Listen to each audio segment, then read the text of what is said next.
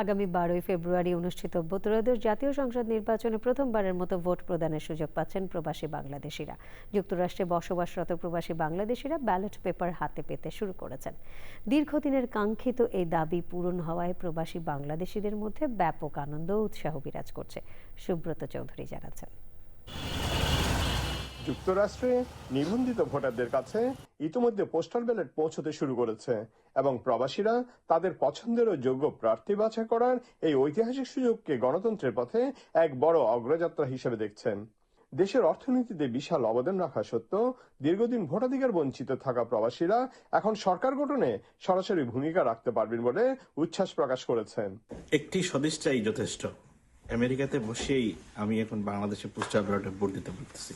আশা করি বাংলাদেশে আমাদের কাঙ্ক্ষিত সরকার গঠিত হবে আমার ভোটের মাধ্যমে। পোস্টাল ব্যালটে ভোট দেওয়ার সুযোগ পাওয়ায় প্রবাসীরা অনেকে খুশি ও সম্মানিত বোধ করছেন। তারাও যে দেশের অংশীদার, এই অনুভূতি এখন তাদের বোধ হচ্ছে। আমি অন্তর্বর্তী সরকারকে খুবই ধন্যবাদ জানাচ্ছি যে আমি পোস্টাল ভোটের মাধ্যমে বাংলাদেশের নির্বাচনে অংশগ্রহণ করে আমি নিজেকে আনন্দিত গর্বিত মনে করছি এবং আমার ভোটের মাধ্যমে আমার আকাঙ্ক্ষিত দল সরকার গঠন করবে সেটাই প্রত্যাশা করছি। প্রবাসীরা মনে করছেন প্রার্থীদের প্রতীক বরাদ্দ হলে তারা নিজেদের পছন্দের প্রার্থীকে ভোট দিয়ে আগামীর বাংলাদেশ পরিচালনা এবং প্রবাস বান্ধব সরকার গঠনে সক্রিয়ভাবে অংশ নেবেন। দেশের আপামর জনগণের মতো প্রবাসীদের আশা, দেশে একটি বৈষম্যহীন গণতান্ত্রিক সরকার প্রতিষ্ঠিত হবে, যেখানে থাকবে না কোনো বৈষম্য, থাকবে না কোনো ভেদাভেদ। প্রবাসীরা তাদের ভোট প্রয়োগের মাধ্যমে সরকার গঠনে অবদান রাখতে পারবেন, এটাই তাদের প্রত্যাশা।